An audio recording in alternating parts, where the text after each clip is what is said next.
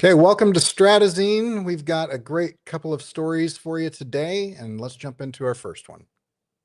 The globally used social media platform Instagram recently released a new feature, and the responses are more than split. On September 17th, 2024, Instagram announced the release of their teen accounts for minors ages 13 to 17. This feature was added in response to the growing concern from parents about online safety for their children and teens. In a post on his personal Instagram account, the head of Instagram, Adam Mosseri, stated that he has consistently gotten these three concerns from parents: who teens can contact, the content they see, and the time the teens spend online. Mosseri's hope is that teen accounts will address all three of these concerns. With the release of these recent changes, parents have shown many different feelings, causing them to ask the questions: is Instagram doing enough? And should parents just be grateful changes are beginning to be implemented? According to Good Morning America, the change was made in response to the large concern for teen mental health and online safety. Back in May of 2023, U.S. Surgeon General Vivek Murthy addressed this issue, calling social media a profound risk to youth's mental health. In January, the CEO of Meta Incorporated, Mark Zuckerberg, was forced to publicly apologize to parents who have lost children to suicide, drug overdoses, and other horrific effects from social media. This happened at a hearing in front of the U.S. Senate, where CEOs from Snapchat, TikTok, X, and Discord were also questioned. Back to you, Kate. Thank you, Alyssa. Hello, my name is Kate Johnson. With us today, we have Scott Martin and Corey Kerr. Scott is a psychology professor at Brigham Young University, Idaho, and Corey is a communications professor at BYUI as well. Together, we will discuss teen Instagram accounts and how they will affect teens and the social media industry. So for context, these teen accounts came out in response to a rising concern parents had of their children viewing inappropriate content. The graph is from a study done by the Pew Research Center in 2022. It explains parents' concerns of different topics related to social media usage.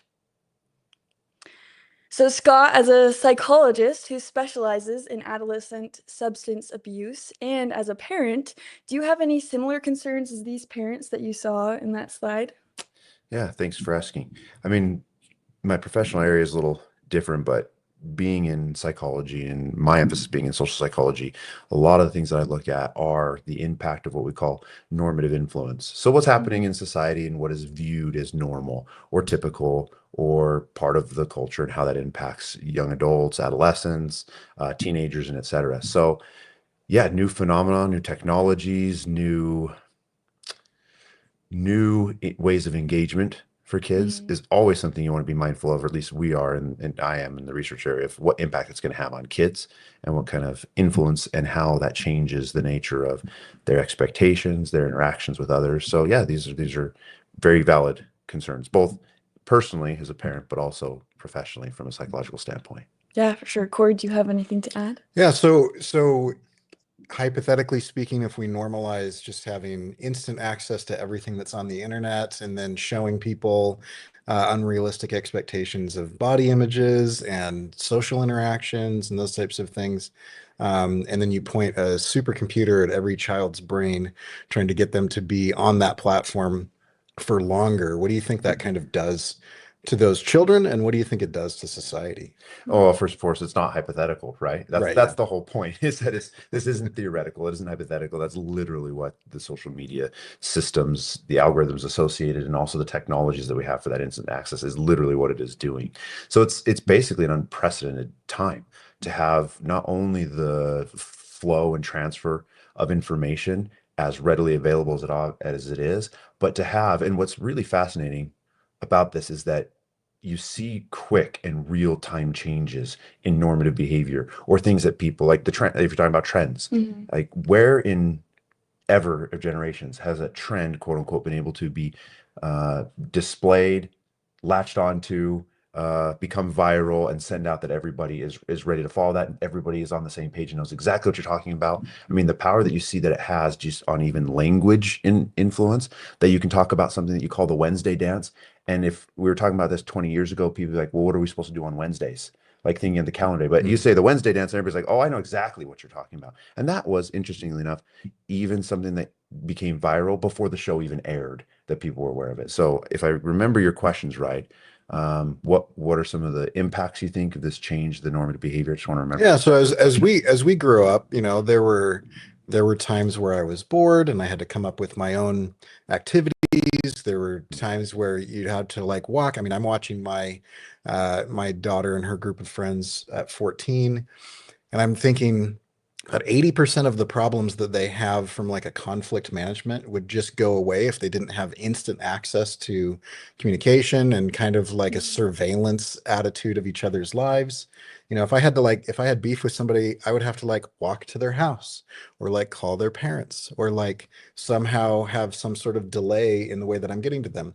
And I don't see that that my buddy's now, like on a date with my girlfriend instantly, or whatever, with photographic evidence of those types of things. And so how do you think that kind of like changes things for the good or for the worse?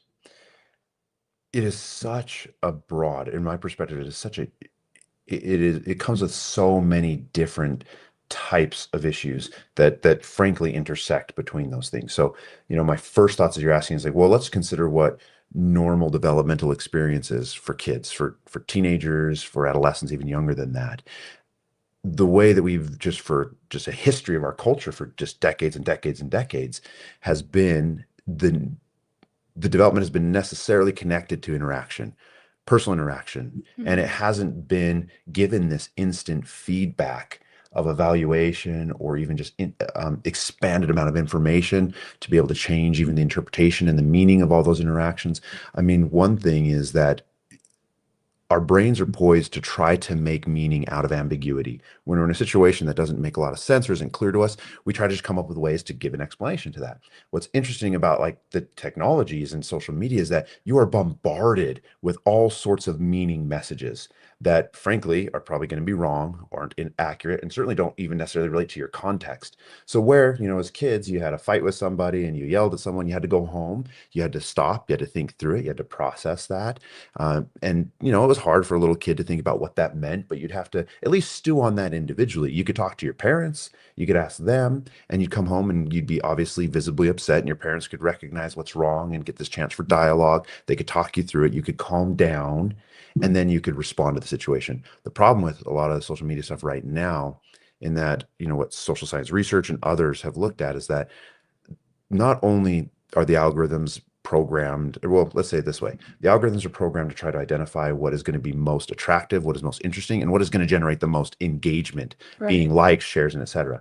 The biggest part that we see with that, as far as I can tell, is that it is simply focused on trying to generate mostly outrage, and an outrage feeding machine. I was trying to remember the exact word that they used. It was the research done by Jonathan Haidt and others called it the I'll have to find it if I can remember exactly the word, because I'm not saying it exactly the right way. Oh, it was they call it the outrage indulgence machine, is their exact words that they used. Yeah. Because interestingly, if you can get people to be upset and angry, that type of emotion elicits more than two times the rate of engagement than just like positive stuff. So, Wow. so if you're talking about how to get people involved, well, heighten up their outrage and their frustration, and they can do that. So when you have kids who are put in situations of ambiguous social interaction and have to make meaning for that, well, the instant access to the message of what it means and the likes or the dislikes, or people, shunning you electronically or not, gives this opportunity, I think, problematically, for instant meaning in that to jump to conclusions. Yeah. And that meaning driven from people that are incentivized to do things that might not be the best for everybody, right? So if I can addict somebody to pornography, if I can make somebody feel like they should have an eating disorder, or hate a specific group of people, like all of those kind of negative aspects tends to be where the incentives are, because that's where the engagement is. And so it's not like the platform itself is like, I'm going to destroy society. I don't think Instagram is out there like, I think I'd like to, destroy everything. But because they're only on growth and engagement are their two main goals. And then psychologically, the negative aspects of society are the ones that cause more engagement, which causes more growth and more time on the platform. There's a natural response to just have teenagers just hate each other and hate themselves, and it's kind of this thing. So the teen account, from my standpoint, I don't think it solves that problem. Can we bring up that first slide that has like the things that the parents are worried about? So being exposed to explicit content, right? So that's nice, right? It'd be good to not have our teens having to watch violence and sex and all that type of stuff that they're trying to filter out. Being harassed or bullied, if they have contact with each other, I don't know how that's possible to be able to do that, right? So without isolating everybody and not having them have access to messaging and comments and things, Yeah. there's still going to be that possibility. Experiencing anxiety or depression, I think, is going to be a natural response. And we've seen that there's a one-to-one correlation with Instagram use and adolescent girls' depression and anxiety, as well as a pretty clear correlation with body dysmorphia, anorexia, and bulimia. And so it'd be very interesting to see how they're planning on dealing with that as well. Because I mean, you've got AI, you just pick, the most beautiful people, and then people will naturally want to be like them and put them on there. Then experiencing low self-esteem. That's kind of a general teen problem anyway, right? Probably maybe magnified by a lot of the things that we're talking about, but I wonder how they plan on addressing any of those things. Yeah. Do they have anything along those lines? So, well, while you were talking, the thing that I was thinking about is in the video prior, right? Alyssa talked about the three main things. So, specifically, they're worried about time that teens spend, where you talked about it could be doubled based off of the algorithm and what they're trying to do there. And then also, explicit content was the other thing that they're addressing with the teen accounts. And then the final thing is who can contact them. But I thought it was interesting because we saw on that slide that one of the main things that parents are concerned about is them being bullied. Mhm. But I think where the teen accounts are first trying to help is in maybe predators or that type of contact is Sure. what they're working on. But I know, Scott, you have downloaded a teen account for one of your kids. So maybe talk to us a little bit about that experience. And then also, Corey, you've mentioned that you have a daughter who's 14, so very similar stage of life. And she will not get a social media account until she is an adult. Okay, yeah. So, So yeah. talk to us a little bit about your feelings about social media and if these teen accounts improve it or what you're thinking. Yeah, thanks for asking. I mean, I agree with you, Corey. Is like I want to stretch it out and delay it as long as I possibly can. In fact, the experts in the field, those who both have created and been part of creating the algorithms for social media, those that were with Facebook and Twitter and others that were responsible for the like and the share button, those original founders, they themselves in interviews say that they will not let their children be engaged with these until they're adults because they understand the impact of it. And they also recognize how their teens don't have the cognitive and emotional capacity to be able to reason through all the information that is there online and how to handle all of that. Yeah. So it's hard. The problem is that this is the way that teenagers typically are going to be socializing with each other. That's part of the problem that Jonathan Haidt and others point out to, and they do this in the research, is that this is where you get at least the pressure, either real or imagined among the kids, that they're feeling they're being left out of their social circles and their social groups. This is literally the way people talk to each other anymore. Kids don't call each other on the phone. My son, I don't think, has ever called one of his friends, and heaven forbid I suggest that he does call them, because that's just the weirdest thing, Dad. Right? I'm not going to call him. I'll just send him a message, or what he did recently was that he wanted to get Instagram so that he could do that messaging. So we've been holding out for more than a year with that requests for getting onto social media. And I've always asked him, like, why do you want to get on there? What purpose is it for? And so he's pushed and he's pressured and he's pushed and he's pressured. And so the hard part is this is the hardest thing, that ultimately the responsibility is going to be on the parents. And you're the ones who have to decide how much you're willing to put up with, how much you're willing to fight, how much you're willing to, defend, I guess, and how you defend that your kids against that, or the things that you're worried about, rather. So for us, yes, we felt that, okay, we personally observed his pattern of how he engages in anything related to social media. And for our son, we felt pretty comfortable that he wasn't on there all the time in this absorption sort of thing. Controls. Yeah, control. He's doesn't use screens or social media because he wants to jump in to be absorbed into those interactions. He spends plenty of time on screen time, like any kid wants to play video games and things like that, but he actually has very, very little interest in the social interaction aspect. One, we know he's terrible at texting. We will find 500 unread text messages. He doesn't even respond to his friends, on text message. So number one, that gave me a little bit more of assurance for him that he's not trying to just always be on there in that sort of engagement. Because we have other friends of ours who have a teenager at the same age, and they can't get their phone away from them from texting. They have to remind their child to go to bed. They have to go in and intervene and physically take the phone away just to get them to stop to texting. My son could care less about that kind of stuff. So number one, it's going to be very individual for each person. There Right. isn't a blanket statement that's going to meet all circumstances, situations, all children, all families, and all parents. But that is also part of the challenge, that it's so individual that it has to be thought of from each person's decision with each child they have. So So how are you finding the app? Do you think the app solves some yeah. of those problems? There are some ways, like you said, high level. They're being mindful of who can contact them, what people come from the outside or other accounts that come there. They are absolutely working to be able to manage and filter some of the content. So that's a big part of it.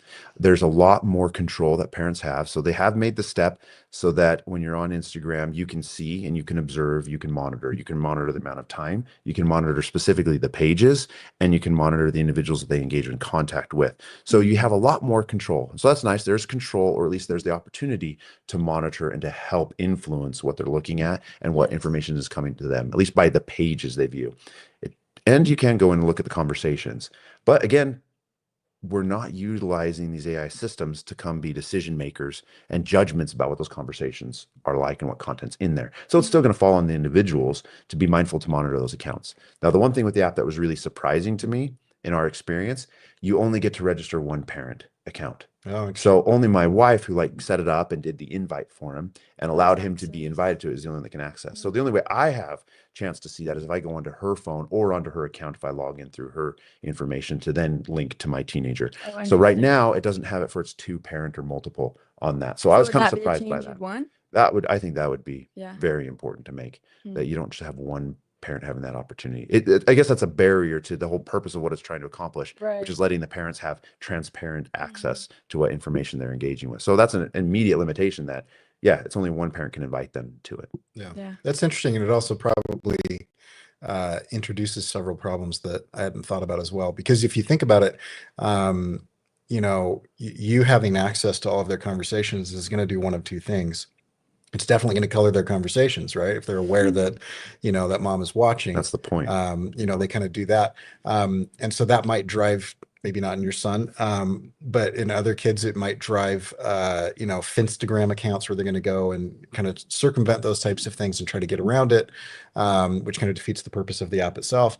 And then also there's this kind of balance of how much do I protect my kid and how much do I let them kind of get the Mhm. scrapes and bruises of just normal interactions, with each other. And if I have direct access to all of their conversations, that's kind of interesting. It's good because I don't want them to get, I don't want them to get trafficked and bullied and, and this type of thing. But at the same time, it's interesting to just have and I can see everything, kind of God mode on Yeah. their Right. communication. And Corey, so you talked about well, what if they create Finsta accounts, additional accounts? Because Yeah. that was when we were doing research for that. Right. That was our first question. We were like, well, this doesn't work because they can just make another account. Yeah. But one of the things that we found through doing additional research is they can only have somehow the software is so that they can only have the one account on their phone, and Instagram knows if they try and download another account.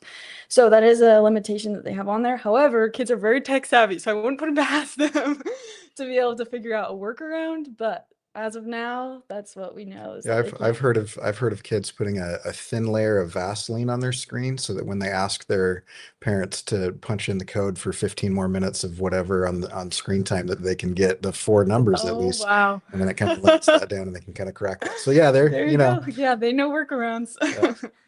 So moving on a little bit towards the industry side of things, one of the things I'm curious about for you, Corey, we had a quote from a Harvard study done in 2024. So it just talks about how social media platforms, Facebook, Instagram, Snapchat, TikTok, X, and YouTube collectively derived nearly 11 billion in advertising revenue from US-based users younger than 18. So that's interesting, right? We know that a lot of these social media people are specifically targeting our teens and different people for content. So with this new implementation of teen accounts and Instagram trying to make Instagram a safe environment for teens, what shifts do you see creators potentially having to make in their work as they move forward? Creators specifically, it kind of depends on the morality of the creator. How do you make cocaine safe for children? Do you give them less of it? Do you, or, Mhm. do we only divvy it out on some sort of schedule or something? And is that the dealer's problem, or is that, the addict's problem or whatever? It becomes a really interesting situation because as a creator on the platform, Mhm. I should, have a moral view of society and try to, make sure that I'm not having a negative impact generally on society. But Right. ultimately, every creator is also going to be worried about engagement and worried about growth, Because it's their right? revenue. Yeah. Because that's the revenue Yeah. stream, or that's the attention that you're getting, or what's going to help you grow your audience so you can get the sponsorship deals, or whatever, those types of things. Um, and with that, I could go out and say, hey, let's all hate this group of people, or let's go, do these types of things, or let's have outrage about this.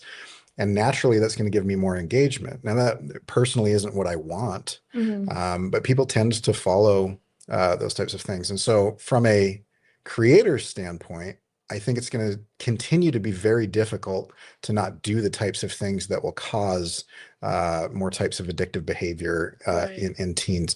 And the platforms will always focus on teens and Hmm. say that they're not focusing on children because it's illegal to focus on children, Right. right? But they do it. Mhm. The FTC caught Google and YouTube being one of the main entertainment sources for children under the ages of 13, Oh, wow. and levied a huge fine.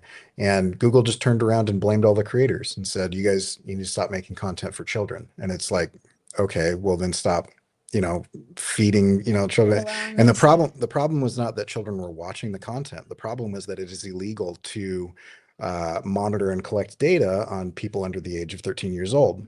But instead of turning that off, they just nuked anybody that was making that type of content. And so there's there's a series of conflicts of interest that make the entire situation kind of an untenable situation. Yeah. Um, I can say what I think everybody should do all the time. Like I think people should think about society in general. I think people should kind of do things for the best community and those types of things.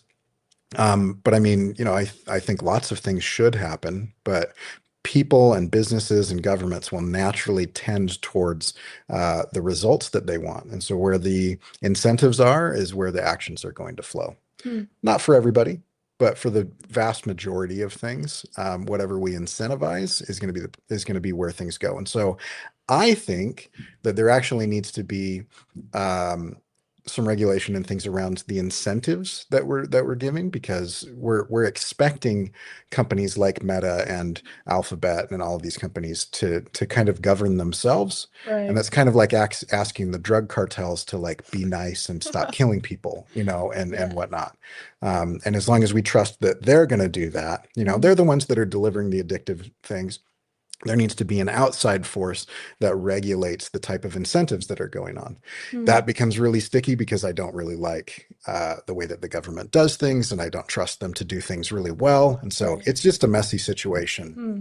all around. That just it makes me think back to your point, Scott, that you said earlier. It's really on, it sounds like the person then utilizing the social media to be wise in how they use it. And especially for when we're talking about teens, right? For parents to understand their kids and what they can and can't do. So just I guess in closing, a last question that I was curious about as we've been talking. This like today, right? The way that all careers are going, there's Instagram, YouTube accounts, all those things, right? For every company almost out there. Mhm. And so it's pretty much assumed that you need a basic knowledge of those things when you graduate college and go into some kind of Yep. workforce because you'll be using the media in some way, shape, or form, right? So how then, like, can you in your homes help teens to understand social media and how it's used before they get out into the world and then just like all floodgates are open, right? You have access to anything. You don't need a teen account anymore.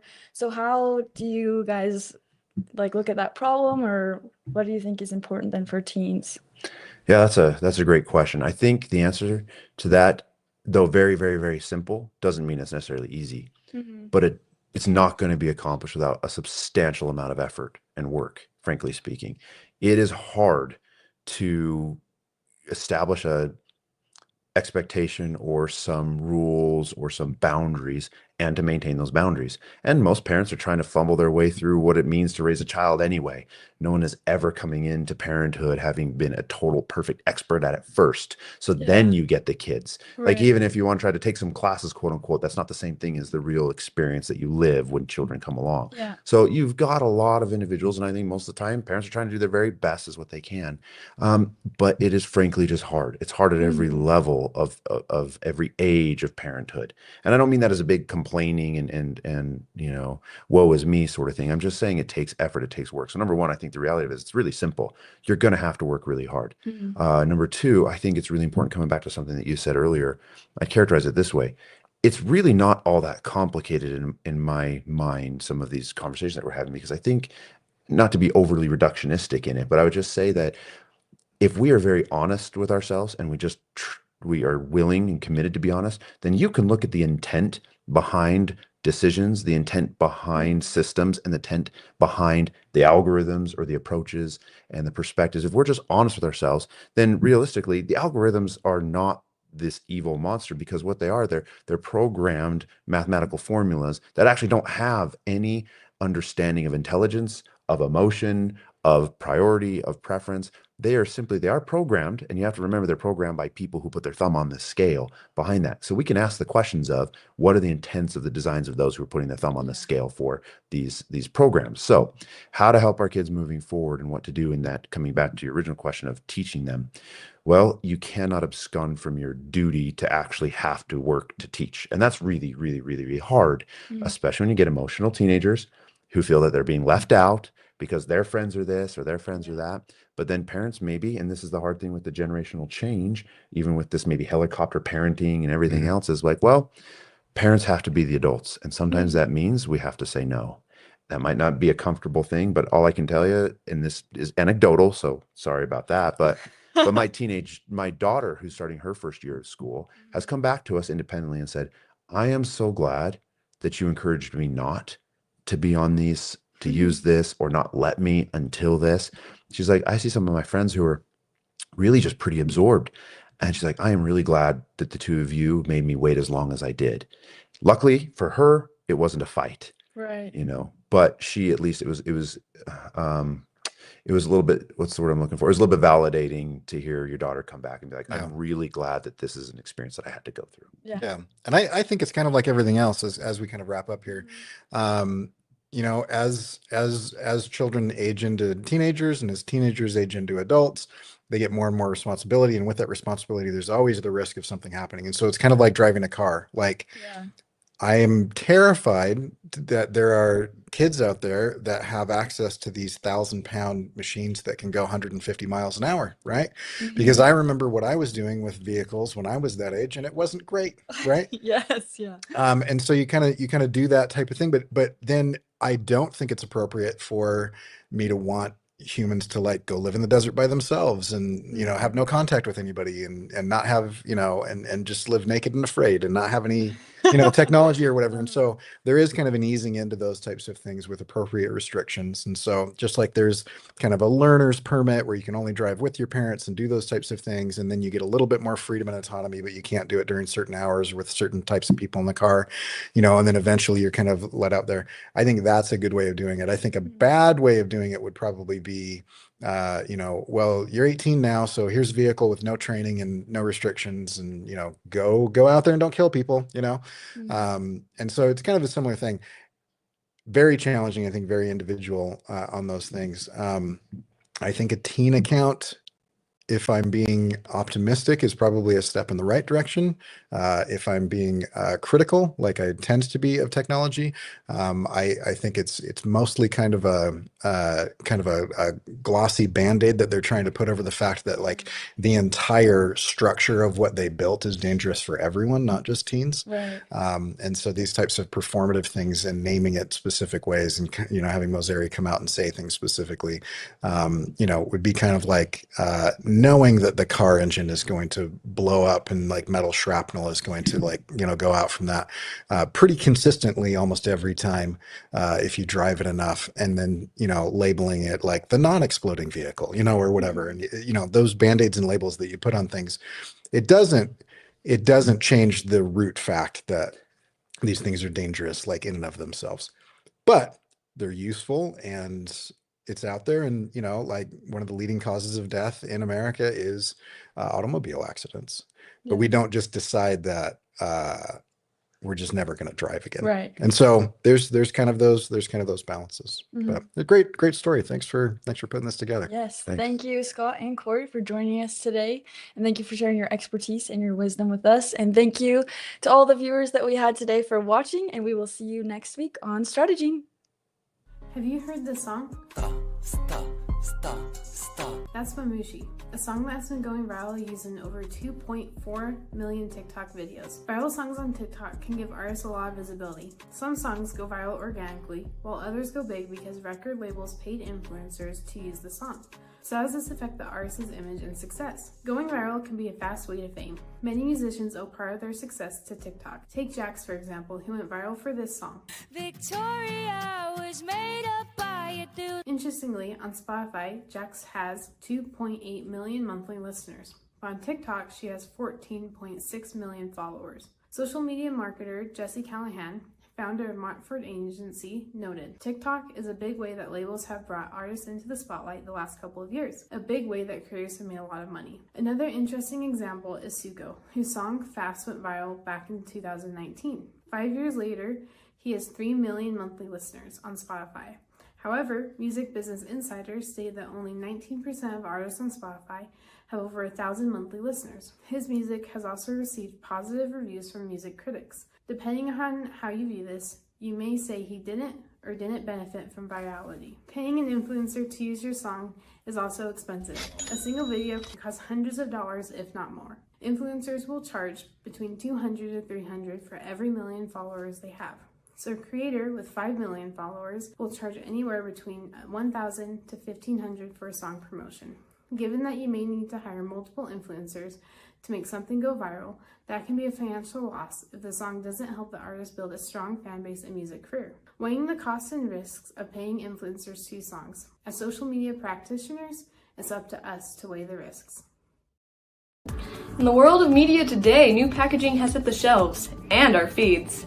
The Wall Street Journal has labeled it chaos packaging, which is when a company puts their product into an unconventional container. These are companies like Flow, who has changed their packaging from a cardboard box to an ice cream container. Brazos olive oil refills come in aluminum cans. Liquid Death's water is designed to look like beer, and Vacation's classic sunscreen in whipped cream cans. Susan Allen Augustine, co-founder of Flow, reported to the Wall Street Journal that we won't have money for a billboard for a while, so we have to make the product a billboard.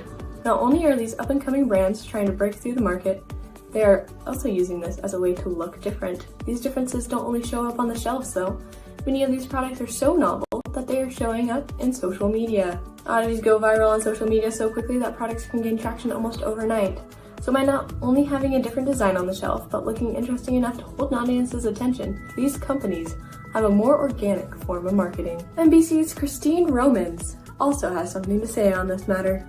So experts say some consumers are looking for creative and cool packaging for products, and then that doubles as something to share on social media. It's all about the socials. Would you buy these products? What have you seen on the shelves and in your feed? Alrighty, well, I'm Everett and I'm here with my good friend Kai, and today we're going to be exploring a critical question of how does AI affect human creativity in marketing and advertising. And for our guests today, we have Corey Kerr and Jason Reeder. Good to have you guys here. Yeah, thanks for having us. Alrighty, so according to a report from Harvard Business Review, AI tools like ChatGPT are starting to encroach on human creativity rather than expand to it. This might sound surprising, but there's concern that relying too heavily on AI could diminish the originality humans bring to the advertising world. So in particular, AI's efficiency in generating content and automating process might overshadow the unique creative contributions that people make. This sometimes poses a threat, especially as we see more people replaced by AI when facing financial stress or needing effective solutions. Now let's dive into the data. A marketing agency, PwD, recently shared insights on how AI is changing marketing. The focus isn't on a single study, but a larger trend. They've looked at business and healthcare, financial services, and marketing. These sectors, particularly healthcare and finance, have integrated AI for a decade, while marketing and advertising are newer to the shift. Awesome. That being said, PwD raises important questions like how is AI changing traditional marketing strategies and what ethical concerns come with AI created content. The agency suggests that while AI can be a time saver and boost efficiency, it's not a substitute for the depth of human experience and creative insight. They also emphasize that the importance of maintaining a human touch, especially in marketing, where personal connections and creative intuition are invaluable. This brings up to a few discussing questions. First, how can AI enhance human creativity in the workplace? Think about examples where AI human efforts have collaborated to create something innovative. For instance, using AI to analyze large data sets can reveal consumer insights that inspire creative campaign ideas. Human rights may not spot without AI's help. So what do you guys think about that? Well, I think generally speaking, I don't think AI is there yet. And so AI has a huge problem of hallucinating. And so we've got faculty here on campus that are a lot more in the finance side of things and economists and things. And what they're saying is that you can point it at a large data set like that, but it's not very accurate. And so I think it has the potential to help with those types of tasks, but they've been having some real problems in trying to get rid of the confident lying that it tends to do with those types of things. So I think there's some potential value in some of those things, but generally it's going to be one of those things that causes more work, not less, because you're going to have to check it. And so you're going to ask it to do things, and then you go and you have to check to make sure that it's not hallucinating in doing those types of things. And so I don't think the efficiency is there yet. I also question whether efficiency should be a model that we're necessarily heading towards at the expense of human ingenuity and well-being in general. I mean, I think AI, I think, can help with a few things as far as like the human creativity part goes. I mean, I think that it can help with, help brainstorm ideas and kind of have some back and forth, some conversations with it, if you will. I think that it can kind of lead to a little bit of a collaboration. So an example, when I was kind of looking into this a little bit, is I came across like an example of Nike, and that I thought was kind of interesting. So Nike, they worked with they used AI, their designers, their product designers, and they actually were kind of looking at different trends and different things like that. And they worked with AI to kind of come up with different iterations of sneaker designs.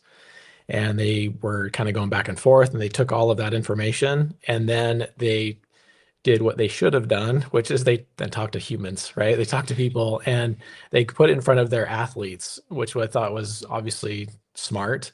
And it took them, a decent amount of the way with some ideas, and again, kind of brainstorming some iterations of some different designs. And then one that I really loved is they took one of the sneaker designs to, I think, the greatest of all time marathoner, and his name's Eliud Kipchoge. And he looked at the design that the AI kind of was leading with, and with what they kind of put in there. And he was like, the wedge, like the heel of the shoe had like a gap in it. And he's like, yeah, that's not going to work. He's like, it's going to get rocks and debris and all kinds of things stuck in it. And so to me, it's like it took them a certain distance, if you will, and came up with some really interesting ideas and kind of helped them collaborate, like a collaboration together, really. But then you took that human element and was kind of like, he's like, yeah, I'm going to get stuff stuck in the shoe, and that's not going to work. And so then they altered it, and then they put it in front of their product designers from there, and kind of improved it, right? And made it better and more functional and things like that. But it was a little bit of a collaboration, which I think was interesting. But there's always still, right, that you can't just rely wholly on AI. Like they had to have that human element, and a person that actually wears the shoes and uses them and runs in them and has those insights that AI is not going to be able to come up with. Yeah, I mean, it's basically pattern recognition, right? And so it's going to go out there, it's going to do pattern recognition. And I mean, in the brainstorming and coming up with different ideas, I would say most advertising is boring and uncreative. It's the standout campaigns that we talk about, that we think about when we talk about this creativity. But a lot of it is just, you see somebody else do something and you do it, right? It shouldn't be that way. I think it should be more audience and data driven, and what's the best message for that. But I mean, on a local level, on a regional level, and many times on a national, international level, you're really going to get a lot of that kind of same stuff. And so you'll see somebody does something innovative and then everybody copies them. And I think AI is going to be fine for that type of thing, right? I don't think it's great, but as we teach our students like creative iteration and how to come up with actual unique ideas, and those types of things, one of the rules is kind of like Jason was just saying, is your first idea is crap, right? And it's because everybody's first idea is kind of on the same level as some sort of large language learning model or generative AI it's a pattern recognition machine. Like, we go out, we're in the zeitgeist, we experience all the same media, all the same music, all the same trends that everybody else does. So the first few ideas that we come up with are going to be the same first few ideas that everybody comes up with, right? And so you've got some software that can do it a little bit faster, or it's novel, or whatever. It can generate the images a little bit quicker, the writing, without having to do that work. But if you really want actual creativity, if you really want those breakout campaigns, if you really want things that other people will follow, you be the trendsetter, that's always going to be something that is several steps beyond basic pattern recognition or basic trite cliche amalgamation of what's currently going on. And so you're always going to have to push past that. If you do that on a whiteboard, or if you do it with ChatGPT, I don't know that there's really that much difference. But at some point you're going to have to do like what Jason is saying, and push past that and go talk to people and get some insights, and go get your expertise, go get your audiences, go get your product developers, like those types of things, and see if the stuff that you're working on works. Every time I've come up with an advertising campaign, it's gotten better with conversations with those people that don't think like me, that are kind of stakeholders in that campaign. Yeah, that's awesome. It kind of makes me think of when you're talking a lot about pattern recognition. It makes me think about I'd seen a lot of videos recently where somebody, I'm not sure who made it exactly. I had just seen videos about it. Somebody made a version of Minecraft that just purely runs off of AI. There's no hard code or anything. It just purely runs off of pattern recognition, and it doesn't have the ability to hold images like hard code does. And so every time you look in a different direction, things amalgamate and change. And so yeah, I would say that yeah, AI is pretty good, but it still goes off of just pattern recognition, and it just goes off of whatever it receives. So yeah, and then there's always the possibility that certain things like that will get better. There's a lot of people saying that type of thing won't get better without some sort of substantial change because of the limitations that we're kind of running up against now. So there's a debate, and we'll kind of see how that plays out. But I still think human ingenuity and creativity, logic and reason, personal experience, having a heart and a brain that actually work and function, are going to give you a leg up, over the software that may or may not be able to do stuff faster, may or may not be able to do it more accurately, depending on, whether they're able to get rid of some of those systemic foundational problems that seem to be in every AI model that they do. Yeah, awesome. Well, that kind of leads into our second question. So we were saying, secondly, how might AI integration reshape skills valued in creative fields? With AI handling repetitive tasks, like you said, skills like strategic thinking, creativity, and emotional intelligence might gain importance, while technical skills could evolve toward managing and guiding AI systems rather than performing tasks manually. What do you guys think about that?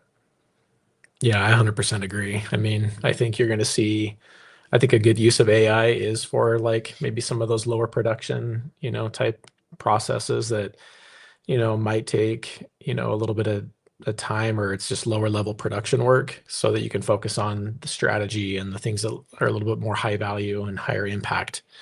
I think emotional intelligence is going to be, this number one. It's just being able to be a good storyteller, how to understand human emotion, how to read people, how they operate, their minds, all of those things, I think is going to be just at the top of it. And, that's just where AI, it's not human. It's obviously trying to generate or trying to become and replicate human-like capabilities, but it doesn't have, as Corey was already talking about, a mind and feelings and a heart and all of those things. And so I think just being emotionally intelligent as a person is going to be just really valued and super important to kind of bring that creativity level to something that AI can't replicate.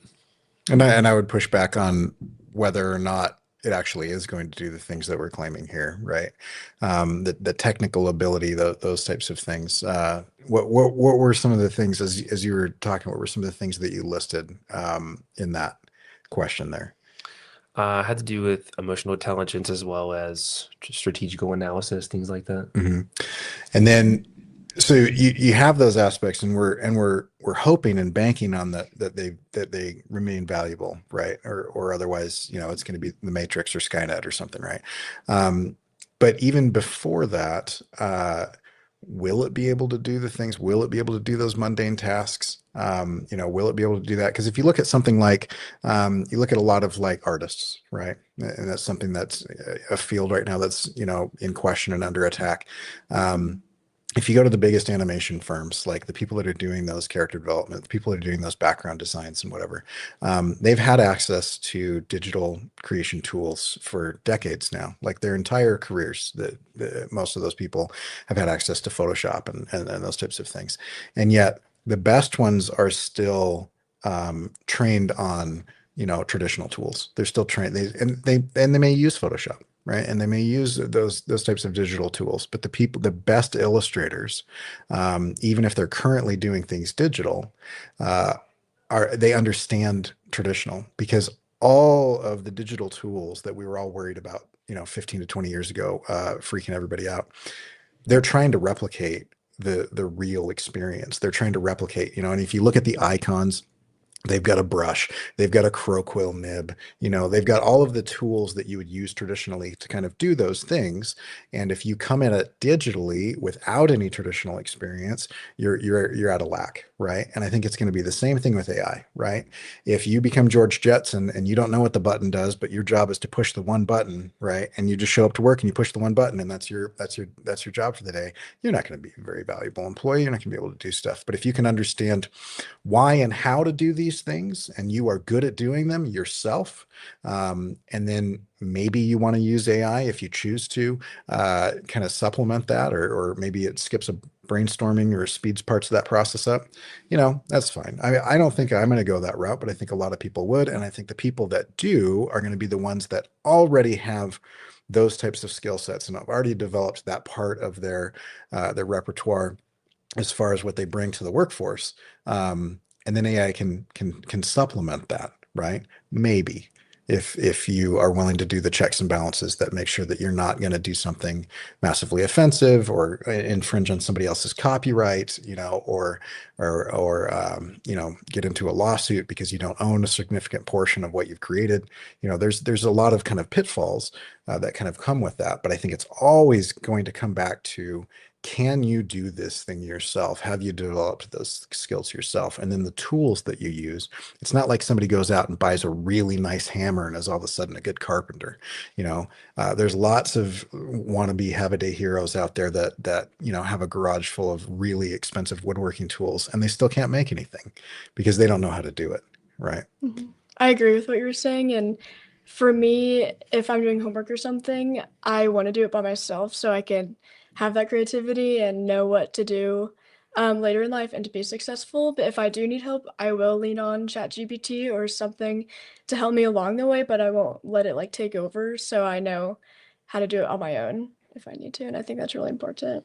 Which I think is a great point, right? Because you probably have the ability to get a degree and never learn anything at this point, right? This is kind of a new era where, the level of access that you have to that. And so you've made a good and I think right decision in not hampering yourself, because you might be able to get that degree. You could even, show the degree to people, and it is completely meaningless unless you've done the work to develop yourself, your own skills, your own abilities, your own thinking, your own reasoning, your own creativity to do those types of things. Yeah. And then when you get stuck, there's nothing wrong with using spell check. There's nothing wrong with using, those kind of extra tools to do those things. So the challenge for students today, I think, is how long do you sit in that discomfort of being stuck?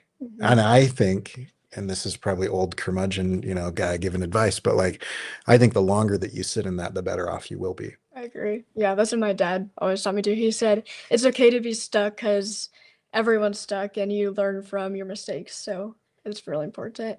But it is also important to not be stuck and to learn and to get the help you need to just not cheat your way through it, but also just learn. And then that's really important. Yeah, because if you're stuck on step 2 forever, you never Yeah. get to step 6, right? Exactly. So yeah, there's some benefit there as well. I came across, going back to maybe some of the skills and things like that, I did come across a couple examples that I thought were interesting about how a couple companies are using AI to kind of, I don't know if we want to call it, going back to maybe some of the, I don't know, I want to call it mundane or like a lower level of production type thing. But I came across an example of the Washington Post actually, and they have a tool called, I think it's called Heliograph. And the idea of this is it's to free up their journalists so that they can kind of do more in-depth reporting. And this tool, I guess, will essentially kind of start drafting stories. It'll write content, and it's fed with what's going on with recent events, things like that. And it will start, I guess, writing initial drafts that I think the journalists or reporters will then go back in and kind of clean up and edit. But it is creating stories for them. And the idea is to I think that they can spit out a lot of like high volume with maybe some lower end kind of quick stories that are kind of current and things like that. But then from there, the idea is then again, they clean them up, but also that it frees them up to kind of get into the more like hot topics or the things that are more trending or the more, hard hitting with the news currently. So I've seen they're doing that. The other thing that I think was interesting, I found was Disney. And they were saying that, there was a little thing I was reading about them using AI to create realistic facial animations. And then it kind of went into, helping animators focus on storytelling rather than routine frame adjustments. And so they were kind of talking about the use of that as well. And so again, that maybe lower level production, how much of that are we okay with AI doing or using it for is probably something a lot will grapple with. But it is being used. It is out there from from a Washington Post, from a journalistic standpoint, all the way to Disney from animation. To kind of get them focused on, again, maybe that higher level of thinking with bringing in, again, the emotional intelligence with storytelling and how to connect with people and kind of connecting the dots that maybe AI is not able to do, but a human can kind of make those kind of interesting correlations. So There's actually a really cool graphic that we found that we put in our PowerPoint. Could you pull that up, please? Which one? It should be the second one that we have. Yeah, so this has to do with, do you think that you might use AI in your day-to-day job in the next 5 years? And I'm not sure where exactly, because Kai found our graphics. I'm not sure where exactly she found this, but this is like a pie chart of people answering the survey. 11% of people said they are already using AI in their daily job, as well as 45% said they will use it in the next 5 years. So it's really interesting to think. I'm not sure how big the survey was either exactly, but if we just think about it from the example of maybe they surveyed 10,000 people, to think 45% of 10,000 people will say, yeah, I'll probably use AI very regularly in my job. It's a very interesting thing to think about. And it also looks kind of polarizing though too, because like the graph highlights those that will use it, but I think if I saw that graph right, there's another 40% that said they will not. Yeah. Right, which is fascinating. Yeah. Because it's like they're kind of, it's saying these will not and these will, but there's still a really massive percentage that said they will not, which I think goes back to that. I think there's an interesting space here of like, people trying to grapple with how they feel about it. Mhm. What will I do and what will I not do? And I think they're trying to figure out what's your standard, right? Going back to whether it be homework or learning or your workplace, like at what level are you okay and comfortable with using it? And at what level are you not, or are you just going to kind of avoid it altogether? And it looks like a lot are just kind of like, this is not for me. Like, I'm just going to do my work. I It, don't know. It's it kind of also is interesting because if I told you guys, that Flooby Doobs are going to be, used by 45% of the workforce, well, the first thing that you would ask me is like, well, what is that?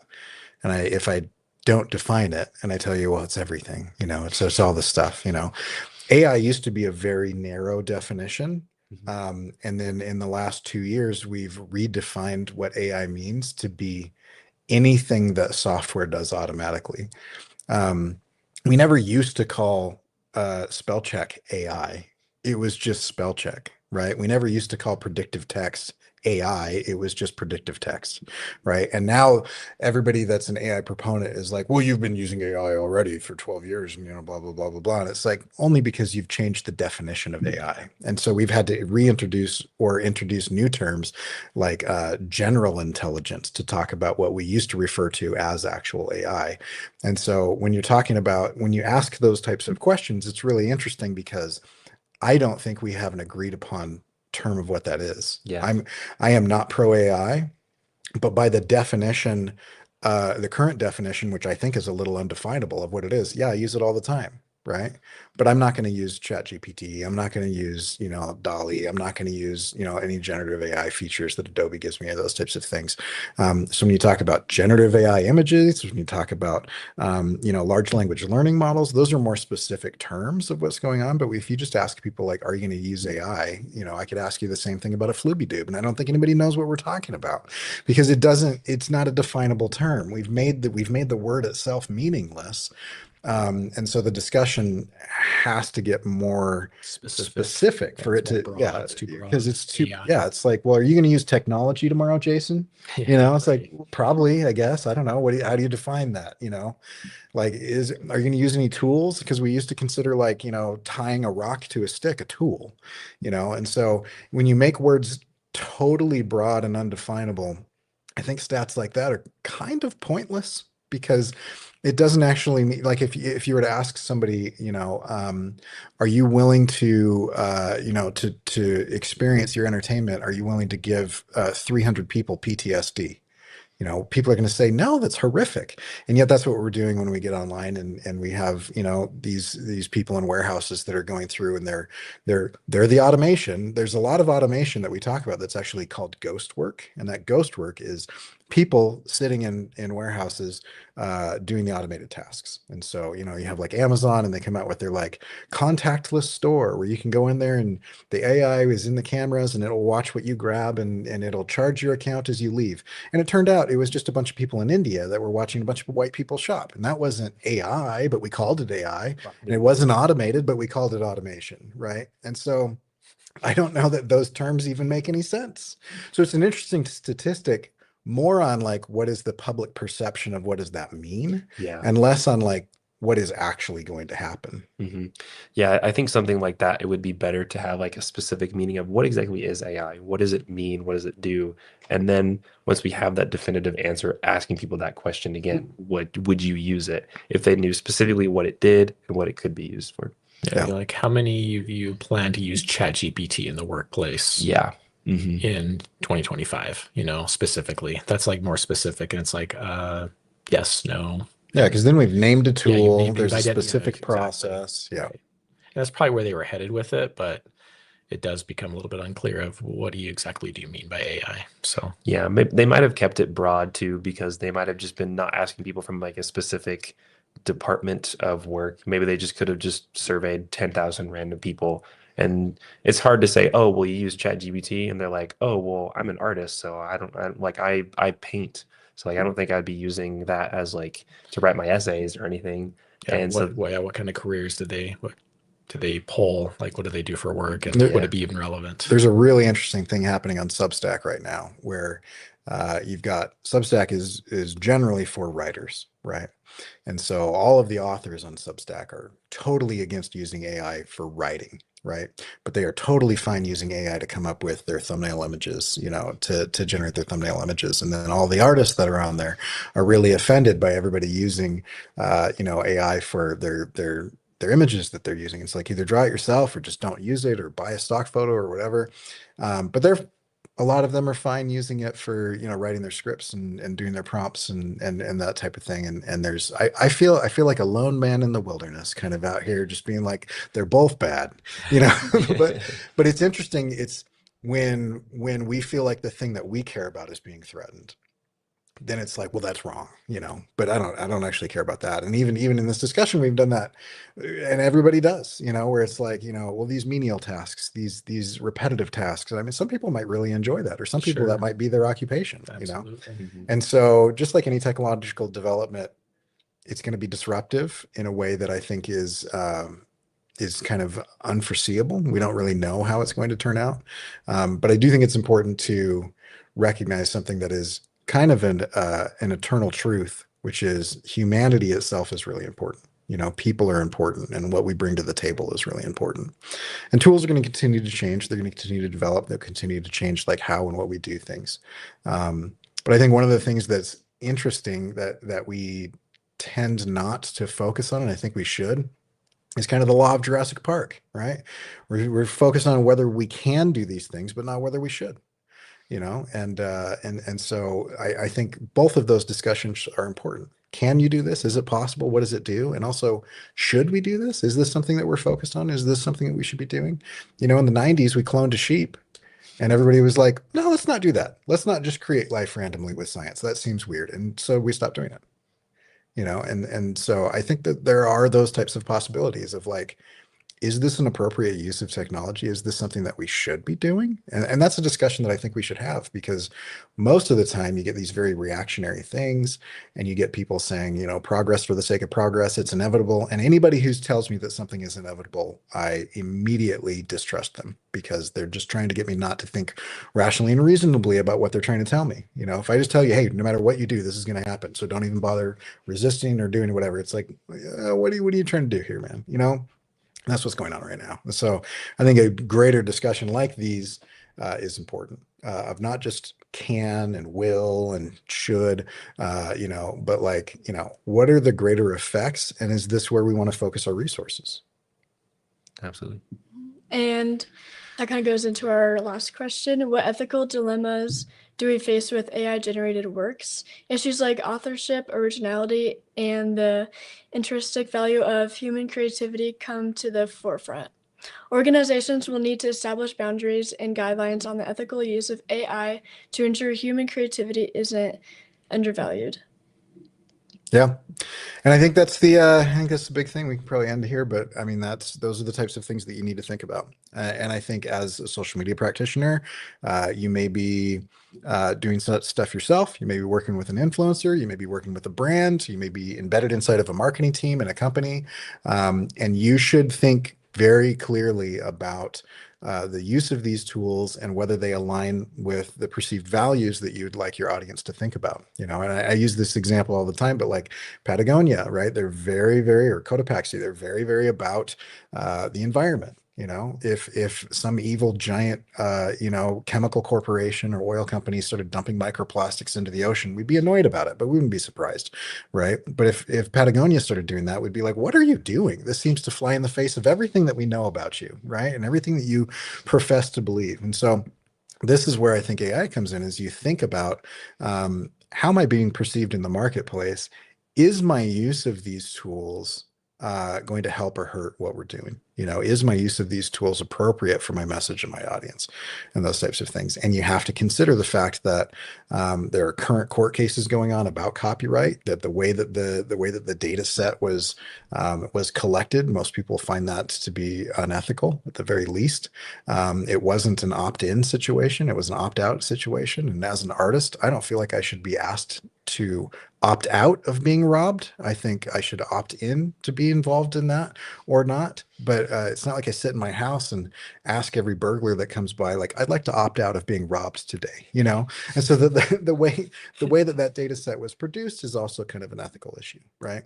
And there's lots of arguments of like, well, it's different and blah, blah, blah, and all those types of things. But I think from a branding standpoint, from a marketing and advertising standpoint, you have to consider whether that is in alignment with who you are as a brand or not. And those are the types of decisions that a lot of our a lot of our practitioners, our social media practitioners, are going to have to grapple with in the next few years.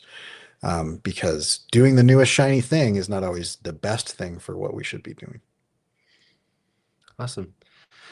Well, while we do agree that AI holds some incredible potential to support and enhance creativity, it's also crucial to approach it as a tool rather than a replacement. And the challenge is finding a balance in between those things, leveraging AI's strength while also honoring and nurturing the irreplaceable creativity that only humans can bring to the table. So thank you guys for coming. We really appreciate it. You're welcome. Great. Thank you. All right. Thanks. All right. That's Strazine. We'll see you guys next week when we do this again.